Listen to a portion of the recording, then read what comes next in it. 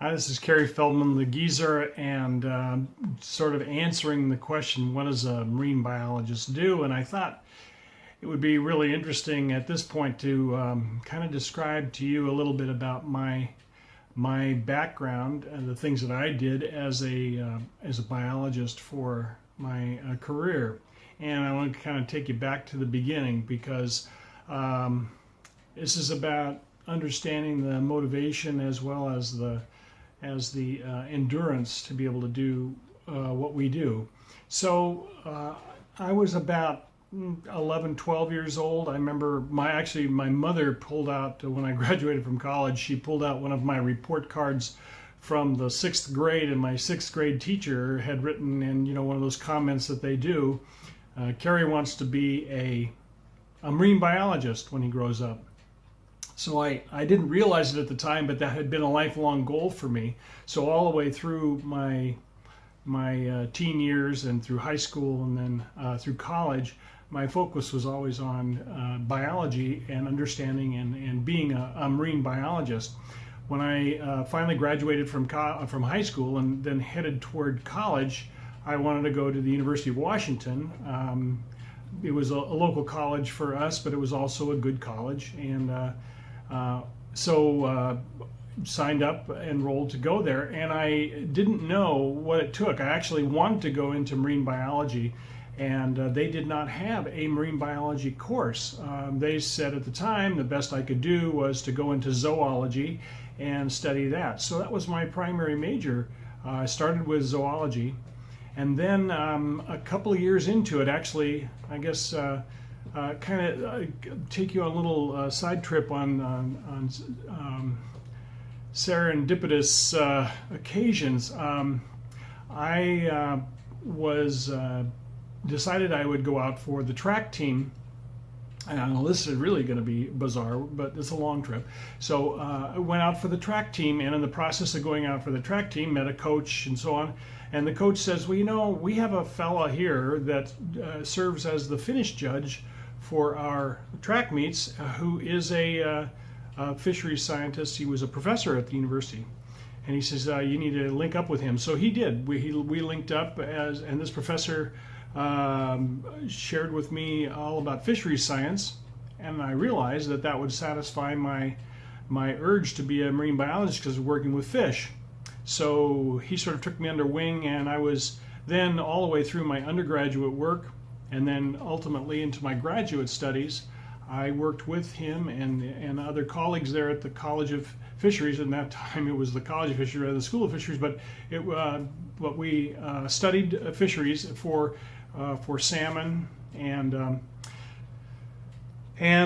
all of the sorts of things around it: propagation, enhancement, restoration, and habitats and physiology and all those sorts of things in order to do it. And I got to work in the local hatchery there. I went out on field trips with the research vessels and other things in order to acquire the skills to be a fisheries biologist. And that was my first 4 years, and then I went into graduate school, a couple of years of graduate school to get my master's degree, because there was really very few jobs for undergraduates that just simply graduated in the field. So then my professor had actually arranged for me to have and this, by the way, is a key piece in almost all your the job search issues, is to have a network. And I didn't realize it at the time how important that network is, but my professor was a consultant to another company, and he arranged for me to have an interview with that company for a fisheries position that they were contemplating. So when I finished graduate school, I was primed to go directly into that job.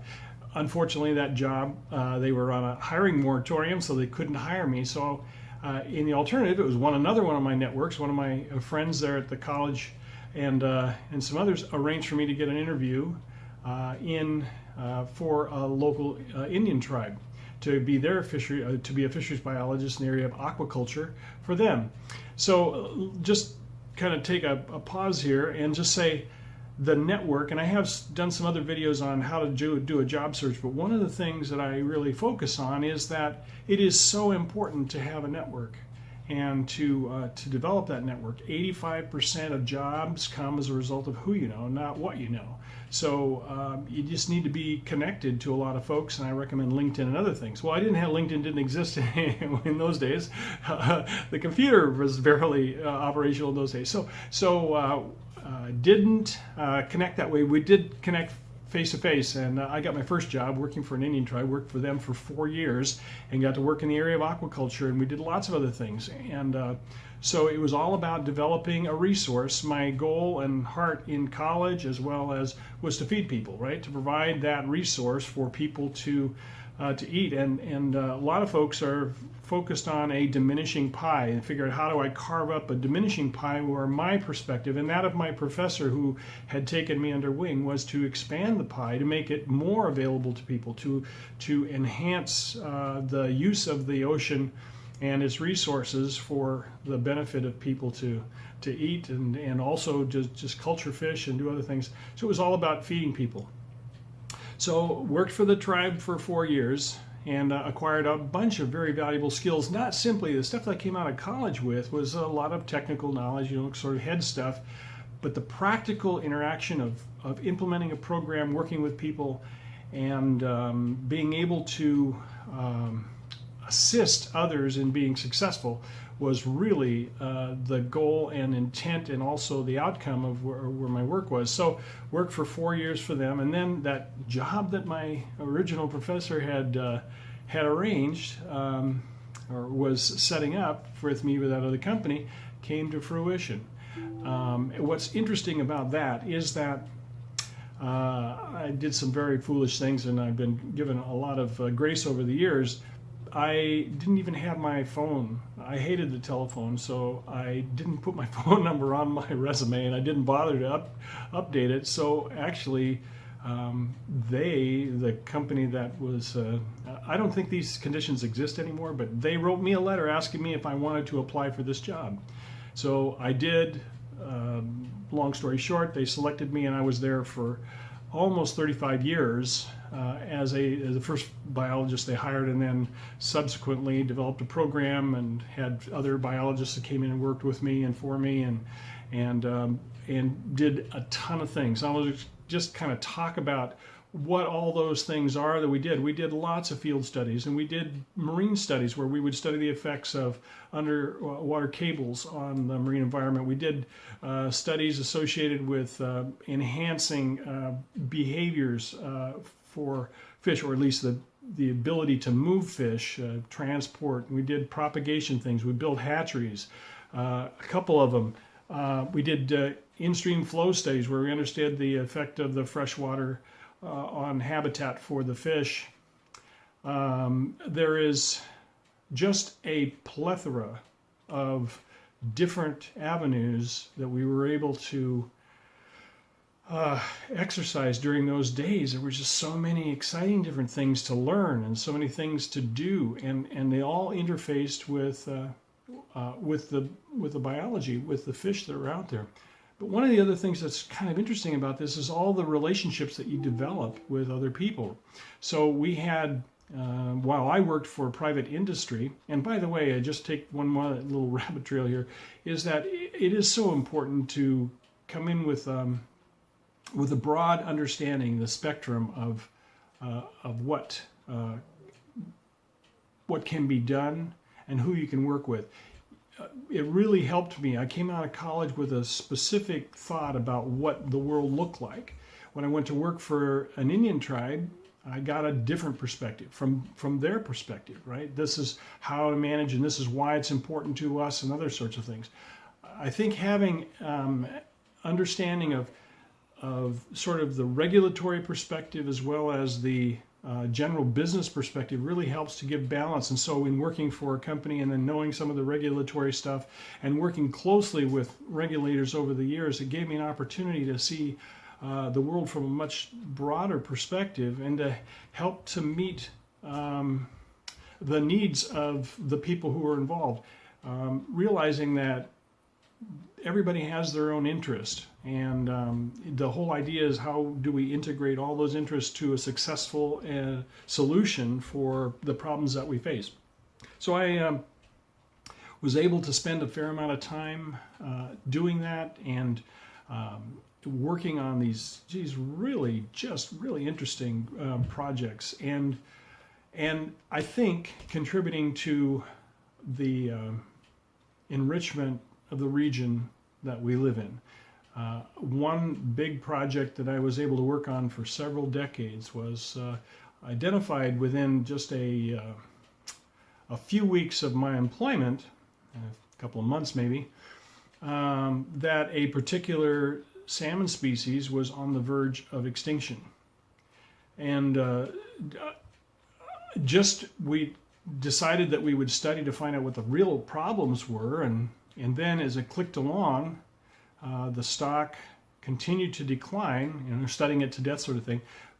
But then we saw that if we made some changes, we might be able to get some, and so we collaborated with our resource agency partners in order to try some things. And we tried a number of different things, some which had not been used and some which have been used in kind of some experimental settings.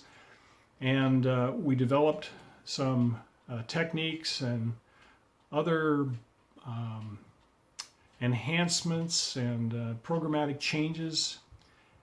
And as a result, we took a stock of fish that were only 99 total fish in the population to record numbers. In one case, there's upwards of 50,000 now returning, and they're safe and secure.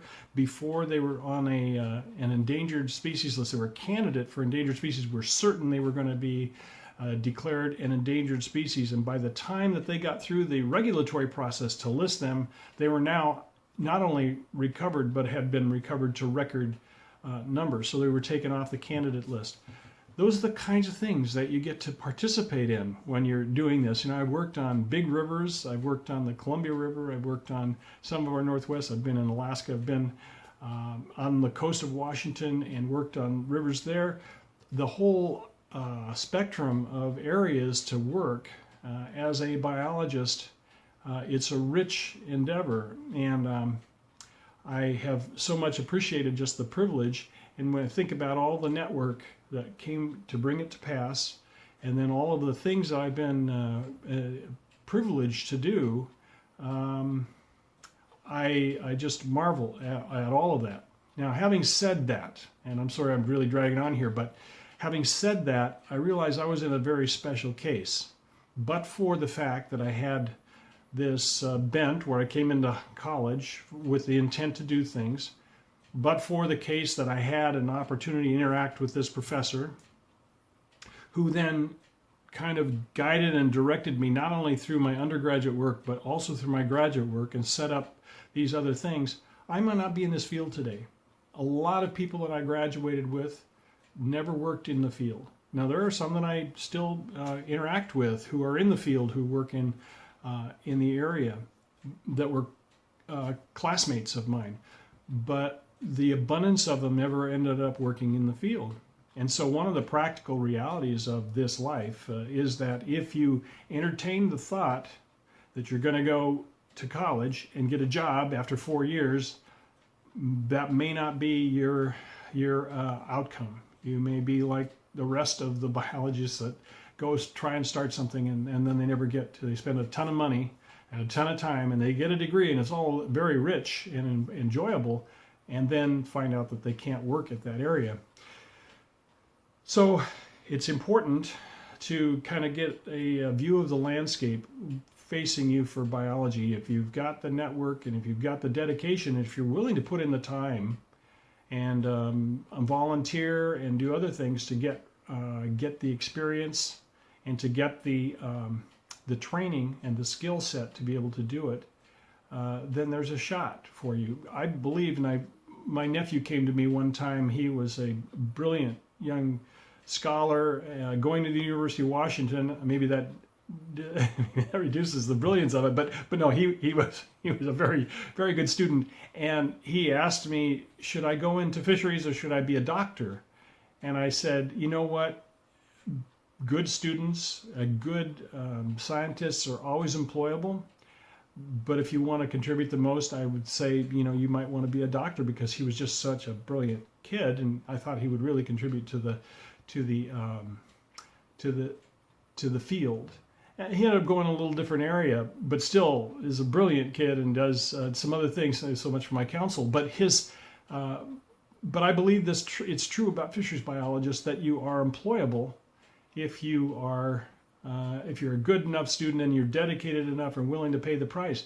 But there are still a lot. Having hired biologists before and had to review, stacks 100 deep of applicants that get through the screening process. And now I'm looking through those applicants, and I see there's really qualified people who I won't be able to hire. I had one position. And all these people are looking for jobs. I don't know that that's going to change in the near future. So it is important for you to kind of get a view of the landscape and figure out if there's another way for you to do this. And one of those things that I recommend is that people should acquire another source of income. That's kind of like I'm a proponent of what's called what I call the Tarzan principle, which is don't let go of the vine you have a hold of until you have a firm grip on another one, but always be looking for the vine that carries you where you want to go. So I could have a vine that I'm sort of holding on to, which is it could be a part-time job or a job, and I wouldn't jump from that job to go be a biologist over here if I didn't have a biology job. So I might hang on to that job, continue to support myself, do volunteer stuff, because that vine will carry me where I want to go. I want to be able, so I can get involved with an aquarium, get involved with stream restoration or beach restoration, habitat enhancements, artificial reefs, whatever those kinds of things are that you can get involved with. And then once you've got those involved, once you've got that kind of skill set, you can write that on your resume. Then as your skill set increases, and then you can work in those areas, then that really does help your interview process, because you have hands-on experience. And people who, like me, when I was hiring folks, when I was more interested in what you could do. What is your experience? Because I know what the education is going to provide you. They're going to give you kind of a peek through the door, but they're not going to actually have you doing things. It's when you've had experience, when you've been out in the field and you know what goes wrong in the field, because you've had it. Not simply a theoretical thing. What do I need to do to set up a study? But what do I need to do in order to make sure the study comes off right? That only comes with experience, and so that will be very valuable. Knowing all the bits and pieces and that's what the whole idea of the master's degree is, to sort of get some more of that experience, real hands-on experience, because you conduct your own study and so on, to make it happen for you to then apply that to your work going forward. So it is important for you to get those pieces of experience lined up. And so maybe you're volunteering in enhancements, and maybe it's a hatchery, maybe it's a reef improvements, or even shoreline cleanups. Maybe it has to do with helping out at a water quality station, or taking samples, or understanding how flood control occurs, or some other area where you have hands-on experience that will help you to take this experience then into the workplace and say, yeah, I'm a biologist, but I have this kind of experience that helps me to do the job that you need done. So those are all things that are important, and those are all the things that we did. I've done all those things, habitat enhancements and fisheries propagation facilities, and stream studies, and counted fish that were caught on the shoreline, capture things to population dynamics, and all kinds of things like that. So it is important to know. But the other part I was going to say is that what do we do? Some of the things that we do, we end up doing field work. That's probably 10% of the time, maybe. The balance of the time, we're either writing stuff up, we're documenting what we've done, analyzing it, looking for what could go wrong, what did go wrong, explaining it, setting up the logistics, trying to prepare for studies, as well as conducting the studies itself, arranging for it. You have human resource issues. You have to plan people's time and transportation and budgeting and for food and all kinds of other things that have to go into your planning process. So there's a wide variety of things that one does, the skill sets that you have to have. And I really believe, I hired a biologist one time and went out and I said, could you take this sign and nail it up on the wall or on the tree, because we were doing some hydroacoustic measurements, and we were going to be in a boat at night, so I needed a reflector on a tree that was across the water, and so that we could kind of get a bead on that. And so I said, go nail this up on the tree. And so they grabbed the hammer now, right? So this is the hammer head up here, and they grabbed the hammer right like this and just sort of punched it like they were punching it, because they'd never used a hammer before. I realized at that point that biologists don't all have the same skill set that I might have grown up with. So constructing things became a piece of my interview process. Have you ever built anything? So you as a biologist, if you're thinking about what they do, they build stuff. We have to build traps. We build different kinds of support facilities and holding facilities and other kinds of things in order to make it possible for us to conduct the studies that we have to conduct. So you have to understand construction principles, because we can build roads, we build access points. Sometimes we interacted with some archaeological folks who were trying to protect an archaeological site, and in order to do that, it was right on a shoreline where some antiquities were being exposed by wave actions, and so you have to cover those up. Well, there's some potential environmental impacts from covering those things up so that you protect them, secure them for the future, and so all of that has to you have to understand those as well.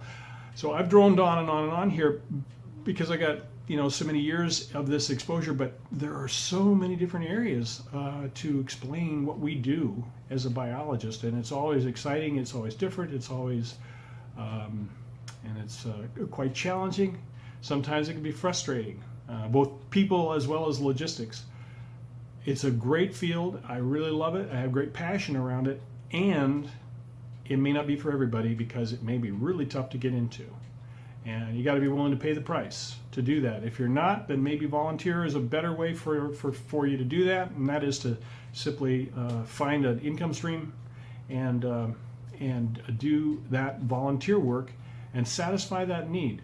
And I think there's a really good way to do that. And but you can ask how we do that. But there's some other alternatives. Be sure and investigate, and just have your eyes open so you don't become disappointed. Biology is a great field. There's a lot to it and a lot of fun. So anyhow, I've gone on too long. So thank you very much for listening.